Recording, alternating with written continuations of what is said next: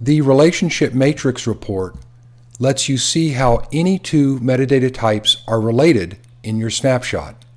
So for example, we might want to look at reports that contain a reference to custom objects. You can also select the exact reports and exact objects that you're interested in over here on the right. So one important thing is that this metadata type must contain a reference to this metadata type below. It doesn't work the other way around. So custom objects don't have any reference to reports.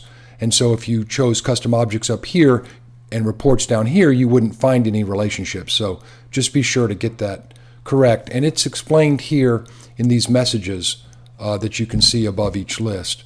So once you have two things that are related, or you want to see the relationship, you can preview the report. And so this shows reports down the left and custom objects across the top. You can also click on any of the fields and see exactly where they're related. So for example, these reports have a column that relates to the account object, and you can see that here. If there's multiple relationships, for example, here we see a title that references the campaign object, and the campaign object is also represented in one of the columns. So you can see the relationships here as well.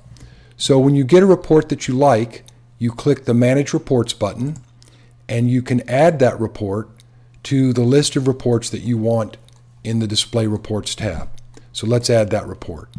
Now let's go back, and so we've looked at reports that contain a reference to custom objects. Let's also look at page layouts that contain a reference to custom objects. And notice I selected the unpackaged package here because that's the only package I really want to look at right now. So when we preview, we'll see page layouts down the left and custom objects across the top. And you can see here that we've got a name reference. In other words, the name of the page layout is the same as the object.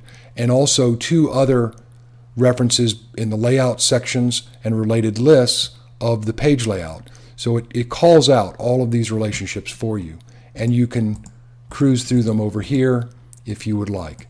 So this is another good report I like. Let's manage that report as well and add it to the list.